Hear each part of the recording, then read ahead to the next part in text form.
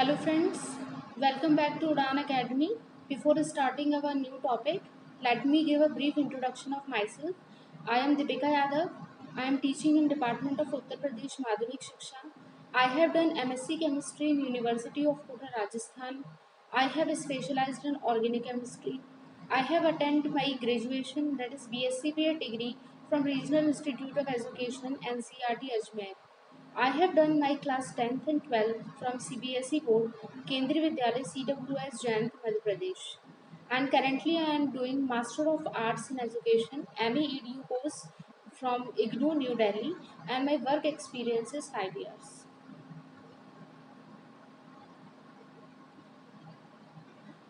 Today we will study about the biomedical techniques part 2. Part two इसलिए क्योंकि इससे पहले प्रीवियस वीडियो में मैंने आप लोगों को पहले पार्ट वन स्टार्ट कर दिया है, जिसमें मैंने आपको बाकी के बायोमेडिकल टेक्निक्स जो हैं वो एक्सप्लेन करी थी, जैसे कि defibrillator, prosthetic cardiac pacemaker, angioplasty, है ना। इन सब के बारे में, इस टाइप की बायोमेडिकल टेक्निक्स के बारे में मैं पहले आपको बता चुकी हूँ।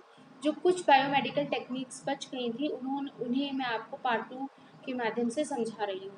Friends, this topic is very important in view of the competitive exams. Competitive examination में से बहुत ही फ्रिक्वेंटली इसमें से MCQs आ जाते हैं कि कौन सी ऐसी बायोमेडिकल टेक्निक है जो इस चीज़ के लिए यूज़ हो रही है ना। बिकॉज ये जो फील्ड है ना, ये कहीं ना कहीं advancement of science and technology को कवर करता है। बिकॉज दीज बायोमेडिकल टेक्निक्स जो होती हैं, they are an example of the advancement which is made in the field of medical science around the globe. तो that's why my advice is कि इस topic को भी एग्जामिनेशन से पहले देखकर जाना इम्पॉर्टेंट होता है। So now let's come to the contents of the biomedical techniques part 2, and the contents are positron emission tomography, PET, computer tomography, nuclear magnetic resonance, NMR, sonography and endoscopy. In this video, we will first start with the positron emission tomography, that is also called as PET. PET scanners जो होते हैं, they monitor the consumption of a substance like glucose. हम लोगों ने यहाँ पे glucose इसलिए लिया है क्योंकि ग्लूकोज वो सब्सटेंस है जिसे हम लोगों ने रेडियो एक्टिविटी प्रोवाइड की है, हमने उसे एक रेडियो एक्टिव सब्सटेंस के रूप में यहाँ पे ट्रांसफॉर्म किया है, इसीलिए किसी पार्ट के। और we can say it uses radio active substance to visualize and measure metabolic process in the body. इसको हम लोग समझ लेते हैं, हमारी जो बॉडी है उसमें बहुत सारी मेटाबॉलिक प्रोसेसेस चल रही होती हैं। तो ऐसी जो मेटाबॉलिक प्रोसेसेस होती हैं, उन्हें विजुलाइज करने के लिए या उनको ये मेजर करने के लिए कि वो किस हिसाब से चल रही हैं, according to which way they are progressing, ठीक है, किस फ्रीक्वेंसी से चल रही हैं। So we needed a biomedical technique. So in this regard हमारे पास जो बायोमेडिकल टेक्निक है, that is positron imaging tomography. As the name indicates, यहाँ पर जो यूज़ मेनली हो रहा है that will be the positron. Positron का यूसेज जो है वो सबसे इम्पॉर्टेंट पार्ट है। तो नाउ लेट्स सी, इसका प्रोसीजर देखते हैं। इसके अंदर क्या करते हैं कि कोई भी ऐसा सब्सटेंस है, जैसे ग्लूकोज है, उस सब्सटेंस को हम लोग रेडियो एक्टिव सब्सटेंस में कवर कर दिया। The glucose is tagged with radio isotope that has radio active nuclei which is deficient in neutron but with excess of proton. For example carbon 11 and oxygen 15। काफ़ी सारे जो हम लोगों ने देखे थे एलिमेंट्स होते हैं, उसके रेडियो एक्टिव होते हैं, फॉर्म प्रेजेंट हैं, जैसे कि कार्बन का C13 C14 होता है, नाइट्रोजन का N14 एंड N15 होता है ना, ऑक्सीजन का O14 एंड 15 होता है। तो हम लोगों को सबसे इम्पॉर्टेंट चीज़ जो है वो ये है कि इस बायोमेडिकल टेक्निक के लिए we have to use a substance जो कि रेडियो आइसोटोप के फॉर्म में प्रेजेंट हो। अनदर क्या करते हैं कि हम लोगों ने जब वो जैसे ग्लूकोज को यहाँ पर radio active isotope of glucose ले लिया है उसको टैग करके, तो अब हम लोग क्या करेंगे, जो पेशेंट है उसको एक ड्रिप से कनेक्ट करेंगे, और उस ड्रिप को ये जो रेडियो एक्टिव ग्लूकोज है इसका थोड़ा थोड़ा amount, small amount of this radio active glucose, it will be delivered into the blood stream of the patient via drip. Drip के थ्रू वो जो पेशेंट है उसकी ब्लड स्ट्रीम में हम लोग धीरे धीरे ये जो रेडियो एक्टिव ग्लूकोज है इसको डिलीवर करना स्टार्ट करेंगे। तो धीरे धीरे बॉडी की जैसी साइकोलॉजिकल, फिजियोलॉजिकल और बायोकेमिकल आपकी नीड होती है, जिस ऑर्गन को जिस हिसाब से जिस क्वांटिटी में ग्लूकोज की ज़रूरत होगी, so that organ will start to consume it. वो उसको कंज्यूम करना शुरू कर देगा। दैट मीन्स हम ये कह सकते हैं कि अपनी अपनी डिफरेंट डिफरेंट नीड्स के हिसाब से जो रेडियो एक्टिव ग्लूकोज है डिफरेंट डिफरेंट बॉडी ऑर्गन्स में जाने लगेगा। It will be started to be consume, वो कंज्यूम भी होना स्टार्ट करेगा। So as the radioactive atom decays, it emits the subatomic particle causes positron.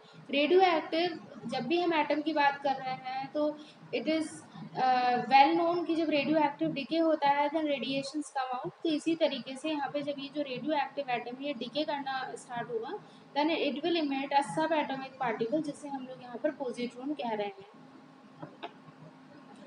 PET scanners जो होते हैं they modify the consumption of substance like glucose, ठीक है, body part, ये मैंने आपको बता दिया है। तो जैसे ही ये जो पोजिट्रॉन है यहाँ पर ये फॉर्म होना शुरू हुआ है, पोजिट्रॉन डिके से रेडियो एक्टिव जो एटम है वो डिके हुआ, पोजिट्रॉन निकला, so immediately the positron it collides with the electron, ठीक है। तो ये जो पोजिट्रॉन है ये तो एक ऐसा सब एटॉमिक पार्टिकल है जो कि रेडियो एक्टिव के डिके से आ रहा है, बट ऑलरेडी कौन प्रेजेंट है, इलेक्ट्रॉन प्रेजेंट है।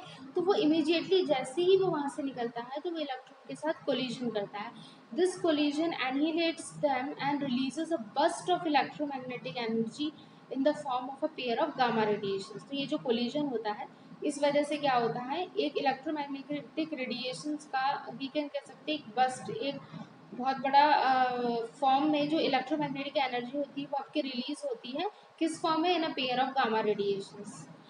This double emission is the key to PET scan. तो ये जो डबल जो इमिशन हो रहा है यही जो होती है वो पीईटी जो आपको पोजिट्रॉन इमिशन टोमोग्राफी का जो स्कैन निकलता है, जो रिपोर्ट निकलती है, उसके लिए सबसे इम्पॉर्टेंट स्टेप होता है। So a metabolically tissue will receive a greater supply, okay, ठीक है, and an inactive tissue will get less supply. तो ये यहाँ पर जो सबसे इम्पॉर्टेंट चीज़ है ध्यान देने की वो ये है कि जैसे हमारी बॉडी में बहुत सारे टिश्यूज़ हैं, वो टिश्यूज़ जो मेटाबॉलिकली बहुत ज़्यादा एक्टिव हैं, ठीक है, दे obviously they will attract a greater supply of blood, वो ज़्यादा सप्लाई ऑफ ब्लड अपनी तरफ खींचेंगे, जबकि जो लेस एक्टिव है वो लेस करेंगे। तो जो इस स्कैन में जो चीज़ जो एक्टिव टिश्यूज़ होंगे वो कैसे दिखाई देंगे, ब्राइटर एरिया दिखाई देंगे स्कैन में, जबकि जो आपके इनएक्टिव टिश्यू है वो किस तरीके से दिखाई देंगे, वो they will be seen as darkened area. इसलिए ब्राइटन क्यों, बिकॉज वहाँ पर ब्लड सप्लाई बहुत हाई है, और डार्कन्ड इसलिए क्योंकि वहाँ पर less amount of blood supply है। सो इसी तरीके से ये जो डिफरेंशियल जो आपका पैटर्न दिखेगा स्कैन में है ना, one will be brighter as compare to the another one, और we can say the other one will be darkened in view as compare to the previous one. तो ये जो डिफरेंशियल व्यू है ना, इसी से हम लोग बहुत सारी चीज़ों को डिटेक्ट कर सकते हैं via the PET scan. So that's why जो ये पोजिट्रॉन इमेजिंग टोमोग्राफी होती है it is also called as functional imaging technique. ये भी एक चीज़ ध्यान रखना होता है, कई बार कॉम्पिटिटिव एग्जाम में आपसे डायरेक्टली ये ना पूछकर ये कह दिया जाता है कि which is functional imaging technique, तो इसमें कोई घबराने वाली बात नहीं है। फंक्शनल इमेजिंग टेक्निक जो है वो पीईटी का ही दूसरा नाम है, ओके। और ये इसकी एप्लीकेशन देखेंगे तो it is use to study epilepsy, schizophrenia, Parkinson disease and drug addiction related disorders. जो भी इस तरीके के मैं जो आपकी एपिलेप्सी हो गई, जो स्किज़ोफ्रेनिया और पार्किंसन डिजीज़ वगैरह जो होते हैं, वे जो ब्रेन रिलेटेड डिसऑर्डर्स हैं उनको आप आराम से पीईटी के थ्रू हम उनको स्टडी कर सकते हैं। हियर आपको मैंने एक डायग्राम के थ्रू दिखाया गया है, ये एक पीटी का सेटअप होता है। कोई भी पेशेंट जो होता है जब वो पीटी के थ्रू जाता है तो इस तरीके का सिस्टम जो होता है वो दिखाया। तो एक diagrammatic representation of the application of PT है। Next is second biometric technique जो है आपकी computer tomography. This technique was developed by Indian biophysicist Gopal Samudram and N Ramachandran. Indian biophysicist scientist जो थे गोपाल समुद्रम एंड एन रामचंद्रन, इन लोगों ने ये एक टेक्निक डेवलप की थी। It is also called as computerised axial tomography. इसे कंप्यूटराइज्ड एक्सियल टोमोग्राफी भी कहते हैं। तो फ्रेंड्स जो क्वेश्चन यहाँ पर कई लोगों के दिमाग में अराइज होती है, एक फ्रीक्वेंट क्वेरी जो आती है स्टूडेंट्स की तरफ से, वो ये होती है कि what is the need of this computer tomography. तो उसका जो आंसर है उस क्वेरी का वो ये है कि पहले जब हम लोग एक्सरेज वगैरह लेते थे या जब हम सिंपल रेडियोग्राफिक इमेजेस को लेते थे तो it was often difficult to interpret because in them a number of internal structures are super imposed. Okay, बहुत ज़्यादा सुपर इम्पोज एक के ऊपर एक इमेजेस आती थी, तो it was very difficult to rectify them and to interpret them कि उसमें दिख क्या रहा है। सो इस प्रॉब्लम के for to check out this kind of problem of the super imposition okay of radiations which is seen in some of the previous radiographic techniques, एक नई बायोमेडिकल टेक्निक इंट्रोड्यूस हुई और उसी को हम लोग कंप्यूटर टोमोग्राफी कहते हैं।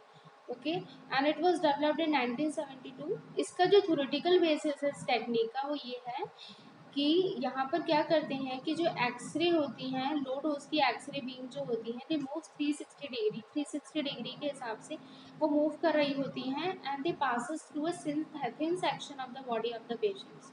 ठीक है, जो एक पर्सन की जो बॉडी होती है, ठीक है, उसके थिन सेक्शंस पे अलग अलग जो चीज़ होती है वो एक लो डोज एक्सरे की दी जाती है, ज़्यादा हैवी डोज नहीं, लो डोज एक्सरे की कॉन्स्टेंटली दी जाती है 360 डिग्री पे। 360 degree that means we can see कि वो रिवॉल्यूशन डायरेक्शन में अलग अलग डायरेक्शन से, ठीक है, 360 डिग्री का के हिसाब से जो एक्सरेज की लो बीम जो होती है वो बॉडी के थिन सेक्शन से पास होती है। The rays coming out of the body they are recorded by a bank of sensitive detectors and this is repeated until the same body section has been examined from all the angles. तो यहाँ पर जो आपका computer tomography है ये बहुत ही important इसलिए है क्योंकि इसके अंदर एक तो 360 डिग्री का व्यू मिलता है, एक बॉडी पार्ट एक्चुअली हर एंगल से उसका स्कैन होता है।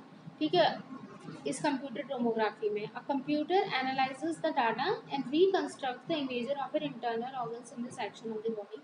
जैसे यहाँ पर जो मैं शुरू कर रही हूँ सिटी स्कैन है, यहाँ पर जो पेशेंट है सिटी स्कैन के जब ये अंदर जा रहा होता है तो यहीं पे 360 डिग्री का वो जो रोटेटर होता है वो फिक्स होता है और जिस पार्ट का सपोज आपका मतलब कि किसी भी पार्ट का सपोज सिटी स्कैन होना है तो उस पर्टिकुलर पार्ट पे जो एक्सरे की जो बीम होगी लोडोस की वो तो 360 डिग्री एंगल पे उस सेक्शन पे चारों तरफ से कह सकते हैं हर एंगल से दी जाएगी ताकि उस पर्टिकुलर पार्ट का हर सेक्शन का एक स्कैन आपके पास अवेलेबल होगा। Okay, so this is a great achievement. उस चीज़ को आप उस पर्टिकुलर सेक्शन को आप हर तरह से एनालाइज कर सकते हैं कि उसमें कहाँ प्रॉब्लम है। तो इसमें काफ़ी सारी चीज़ों में हम लोग देखते हैं सिटी स्कैन जो होती है आजकल वो बहुत ही इंपॉर्टेंट हो गई है। ठीक है, बहुत सारी ब्रेन से रिलेटेड प्रॉब्लम्स जो होती हैं उसके सिटी स्कैन लोग करते हैं उसको डिटेक्ट करने के लिए। कई बार हम लोग देखते हैं कि एक बहुत ही कॉमन प्रॉब्लम होती है साइनस की। तो कई बार क्या होता है जैसे किसी को बहुत ज़्यादा कफ वगैरह बॉडी में हो गया और इस वजह से जो दोनों तरफ की जो लोब्स हैं जैसे कफ जो होता है वो बहुत ज़्यादा बढ़ गया है, सीवियर कोल्ड हो गया है, जिससे क्या हो रहा है कि पर्सन को सुनाई नहीं दे रहा। ठीक है, ईयर की वर्किंग अफेक्ट हो रही है। तो इस टाइप में भी जब हम सिटी स्कैन देखते हैं तो उससे हमें पता चल जाता है कि कौन सा एरिया जो हो रहा है वो कहाँ पर ब्लॉकेज हो रहा है और particular that kind of flow, ठीक है, ब्लॉकेज हो रहा है जिससे कि वो चीज़ अफेक्ट हो रही है। So I must say CT scan it is very important technology. Another one, let's come to the third biomedical technique, that is nuclear magnetic resonance imaging. It is based on the phenomena called nuclear magnetic resonance. जो NMR है ये nuclear magnetic resonance जो है ये एक तरीके का अलग तरीके का phenomena होते हैं जहाँ पर हम लोग जो न्यूक्लियस होता है, न्यूक्लियस ऑफ एन एटम जो होता है उसकी मैग्नेटिक प्रॉपर्टीज के हिसाब से, ठीक है, उसकी हम लोग केमिस्ट्री पढ़ रहे होते हैं। The proton nucleus of hydrogen atom protium that is H11 it carries an electric charge and behaves like a miniature magnet. अच्छा, यहाँ पर जो एक क्वेश्चन फिर से क्वेरी होती है वो ये होती है कि why we are using hydrogen atom, हमने हाइड्रोजन एटम को ही क्यों चूज़ किया है। सो द आंसर इज हम लोगों ने हाइड्रोजन को ही पिक किया और we can say the scientist we have pick the hydrogen as the basis of MRI scanning because of its abundance in the body and its prominent magnetic qualities. हमारी body में हम लोग जानते हैं कि सबसे ज़्यादा जो अमाउंट है वो वाटर का होता है। ओके, एंड द वाटर का constitution we all know that is H2O। तो हमारी बॉडी में अबंडेंस में तो हाइड्रोजन एक तो प्रेजेंट होता है। ओके, तो इसी वजह से हम लोग जो MRI टेक्निक्स होती हैं या NMRI टेक्निक्स होती हैं उसमें हम लोग हाइड्रोजन को प्रायोरिटी देते हैं। नॉर्मल कंडीशन में ह्यूमन बॉडी जो होती है, ठीक है, it has no overall magnetic charge. और नॉर्मल कंडीशन होती है तो कोई खास मैग्नेटिक चार्ज नहीं होता है। ओके, दिस मैग्नेट पर जब हम लोग क्या करते हैं, जब ये NMRI टेक्निक जो हम लोग यूज़ करते हैं तो हम लोग क्या करते, this magnet creates a magnetic field of around 70,000 times as strong as that of earth. ये अपना अलग ही एक localised medical magnetic field develop करता है जो कि 70,000 अप्रॉक्सीमेटली बात कर रही हूँ, अप्रॉक्सीमेटली 70,000 टाइम्स स्ट्रॉन्ग होता है अर्थ के मैग्नेटिक फील्ड से। तो दिस मैग्नेटिक फील्ड यानी जो हमने भी जो हम लोग एमआरआई टेक्निक के थ्रू दे रहे हैं। ये जो मैग्नेटिक फील्ड होता है, it orients the magnetic movement of the hydrogen nuclei in such a way that they can absorb electromagnetic radiations at a specific frequency. तो किसी भी अगर आप लोग डेफिनेट फ्रिक्वेंसी की आप इलेक्ट्रोमैग्नेटिक रेडिएशन दे रहे हैं तो दैट हाइड्रोजन जो होता है nuclei it can absorb it. ये जो एब्जॉर्प्शन जो हो रहा है पर्टिकुलर फ्रिक्वेंसी की, यही की बेसिस हो जाता है आपका न्यूक्लियर मैग्नेटिक रेजोनेंस इमेजिंग का। ठीक है, क्योंकि इसके अंदर क्या होता है कि जो एमआरआई होता है it detects water because it focused on the behaviour of hydrogen atom and water molecules. तो यहीं पे जो बेसिक डिफरेंस होता है कि किस तरीके से हम स्कैन को कैसे रीड आउट करते हैं, एनालाइज करते हैं, वो हम लोग जानते हैं कि एक्चुअली जो वाटर डेफिशिएंट जो टिश्यूज़ होंगे और जो वाटर रिच टिश्यूज़ होंगे, दोनों की जो पिक्चर्स या दोनों के जो स्कैन्स आएंगे उससे हम लोग दोनों में बहुत आसानी से डिफ्रेंशिएट कर सकते हैं। इसलिए कर सकते हैं क्योंकि जो सेक्शन इसमें जो वाटर डेफिशिएंट होगा, ओके, जो वाटर जो टिश्यूज जो होते हैं जो कि they are surrounded by bones, ठीक है, सच एज स्पाइनल कॉर्ड, ठीक है, they are readily observable in MRI. मेरा मतलब ये है कि जैसे हमारा जो भी स्पाइनल कॉर्ड हो गया है, ठीक है, जहाँ पर जो कि टिश्यूज हैं जो कि बोन से सराउंडेड है, वो यहाँ पर बहुत ही क्लियरली दिखाई देते हैं एमआरआई में। ओके, तो it is use to detect tiny lesions of multiple sclerosis. Multiple sclerosis जो होती है एक तरीके की डिजीज़ होती है। तो ये मल्टीपल स्क्लेरोसिस से जब ब्रेन इफेक्ट होता है और स्पाइनल टिश्यूज इफेक्ट होते हैं तो एनएमआरआई टेक्निक बहुत ही यूजफुल साबित होती है। ठीक है, and second it is use to examine joint injuries and slip disc. Because ऐसा हो रहा है क्योंकि ये जो बोन्स का जो एरिया है ना, हम लोग ये देख सकते हैं टिश्यू के पास जो बोन्स होते हैं ना वो एनएमआरआई में बहुत ही क्लियरली विजिबल होते हैं। ठीक है, तो इसको देखने के लिए जॉइंट इंजरीज हो सकती हैं, स्लिप डिस्क की प्रॉब्लम होती है वर्टिब्रल कॉलम की, वो भी एनएमआरआई से डिटेक्टेबल होती है। And it can also visualise cancer tumours since radio frequency absorbed by hydrogen atoms in such tissues is different from that of normal tissue. अगर मैं ये कहती हूँ कि कैंसर को डिफाइन करें तो हम लोग कैंसर को क्या कहते हैं, it is an uncontrolled growth of the tissues, है ना। अनकंट्रोल्ड ग्रोथ हो जाती है टिश्यूज की जो कि स्टॉप नहीं हो रही होती है, और फिर वो क्या होती है, ट्यूमर का फॉर्म ले लेती है। उसकी अलग अलग स्टेजेस भी होती है। एक मैलिग्नेंट स्टेज होती है जो जिसके बाद हम ये कहते हैं कि इट हैज वो डीलोकलाइज हो गया है, वो स्प्रेड होना शुरू हो गया है। बट ट्यूमर की बात ये होती है कि वो एक लोकलाइज्ड आउटग्रो या कहते हैं ना ओवर ग्रोथ ऑफ टिश्यूज होती है।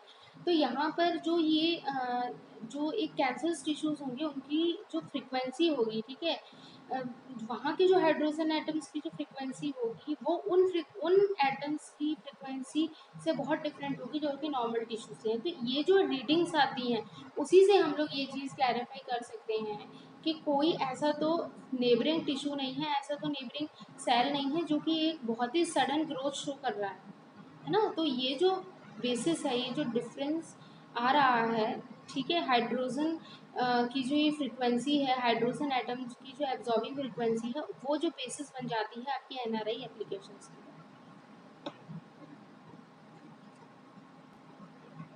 यहाँ पर एक abdomen magnetic resonance imaging of the abdomen.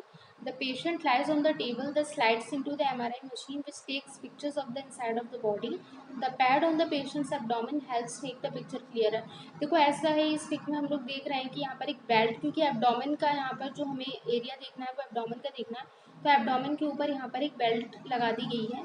और फिर ये जो MRI स्कैन जब इस पर्सन का कंडक्ट होगा तो यहाँ पर क्या होगा कि एब्डोमेन की पिक्चर्स जो होंगी वो काफ़ी क्लियरली हम लोगों को विजिबल होगी। तो कोई भी अगर रिलेटेड डिसऑर्डर है या कोई भी ऐसी चीज़ है जो कि थोड़ी सी एब्रप्ट दिखाई दे रही है, ठीक है, तो उस चीज़ को हम NMRI टेक्निक के थ्रू डिटेक्ट कर सकते हैं।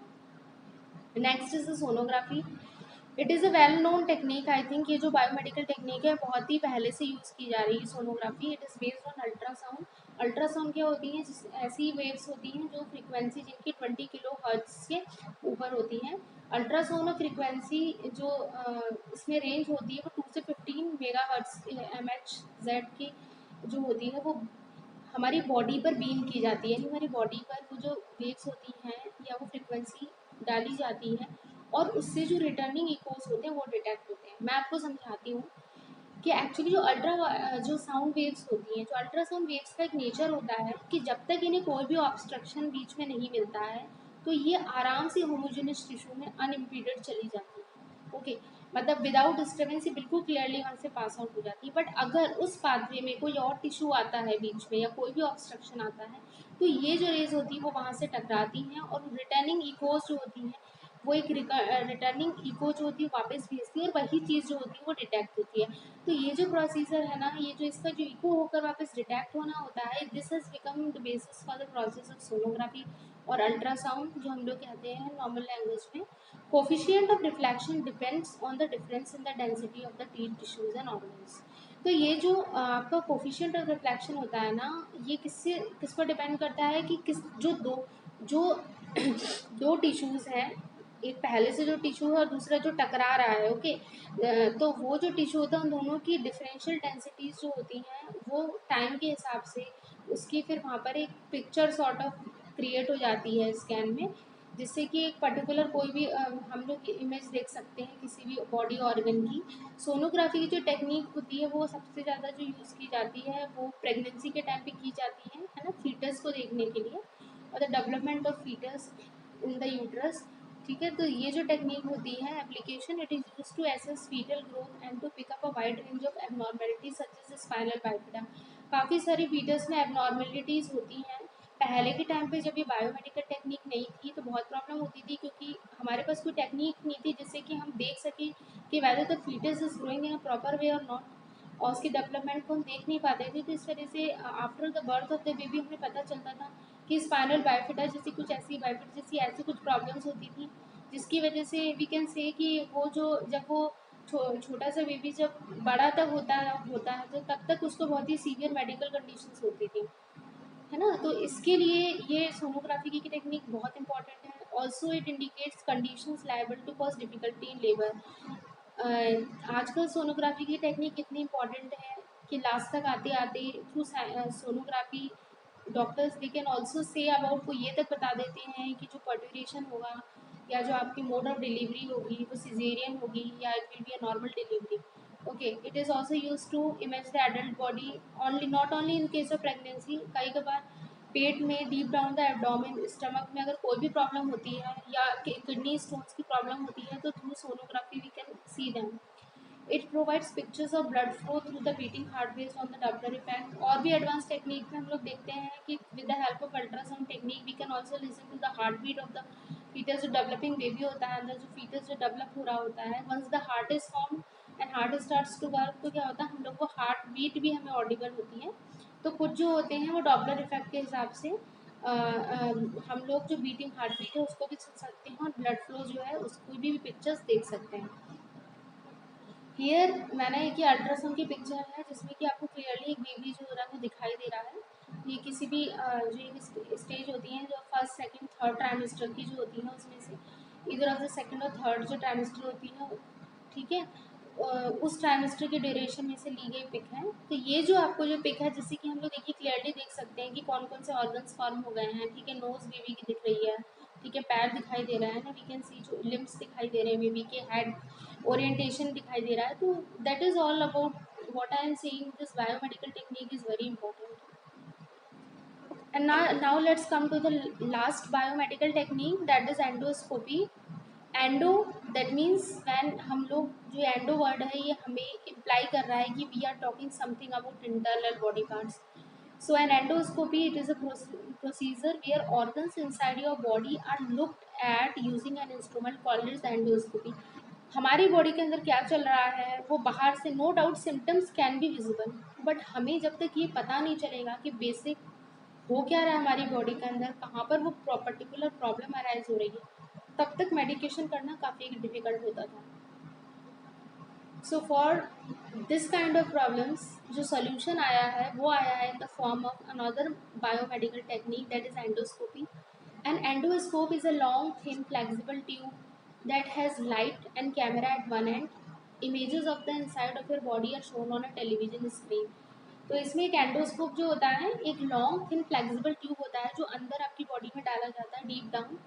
उसके उसके जो लाइट और कैमरा जो होते हैं वो उसमें सिचुएटेड होते हैं। जब वो अंदर जाता है तो वहाँ पर लाइट क्योंकि होती है और कैमरा होती है तो फोटोज क्लिक होती हैं और हमें ये चीज़ पता चल जाती है कि प्रॉब्लम हो कर रहा है। जैसे एग्जाम्पल से देखिए, एंडोस्कोप जो है वो यहाँ से हम लोगों ने माउथ के थ्रू इंट्रोड्यूस किया है, तो हम लोग ये देख रहे हैं कि ड्यूडेनम का क्लियर स्ट्रक्चर और स्टमक का यहाँ पर विजिबल हो रहा है। ठीक है, लाइट जा रही है, ये स्टमक से देखिए ट्यूब जा रहा है ड्यूडेनम की तरफ है, और लाइट क्योंकि जो एंडोस्कोप होता है उसमें लाइट और कैमरा दोनों होता है, तो जो टेलीविजन स्क्रीन होगी उस पर मल्टीपल फोटोज वहाँ पर क्लिक होकर आ जाएंगे, जिससे हमें पता चल जाएगा कि what is the problem that is causing some time of symptomatic effects in the patient. Endoscopes, they can be put into the body through the mouth and down the throat or through the bottom. An endoscope can also be put inside the body through a small cut made in the skin when keyhole surgery is being done. तो actually क्या होता है, वैसे तो mouth and down the throat भी उस tube को डाला जा सकता है, बट कुछ केसेस में एक छोटा सा इंसीजन स्मॉल कट भी स्किन में लगाया जा सकता है, जबकि कोई बहुत ही बड़ी सर्जरी जो हो रही होती है वो हो रही इज बीइंग डन, जो कंडक्ट हो रही होती है. Applications of endoscopy involve, they are named after the part of body they are designed to view, designated to view. For example, जैसे जब स्टमक के अंदर कोई भी अल्सर है, हमें उसे हम लोग डिटेक्ट करना है, उसे हम लोग देखना है हमें, तो वो जो इस टाइप का जो एंडोस्कोप हम लोग यूज़ करेंगे तो उसको हम लोगों ने गैस्ट्रोस्कोप दिया है, बिकॉज वो जो चीज़ है वो हमारे स्टमक से रिलेटेड है. ठीक है, तो वो गैस्ट्रो इंटेस्टाइनल पार्ट से रिलेटेड है, इस वजह से उसको गैस्ट्रोस्कोप कहा गया है. इसी तरीके से एस वो उस टाइप का एंडोस्कोप जो कि हमारे ओवरीज में या फेलोपियन ट्यूब में यूट्रस में सिस्ट और इन्फेक्शन को डिटेक्ट करने के लिए यूज़ किया जाता है, दैट इज कॉल्ड एज लेपेरोस्कोप.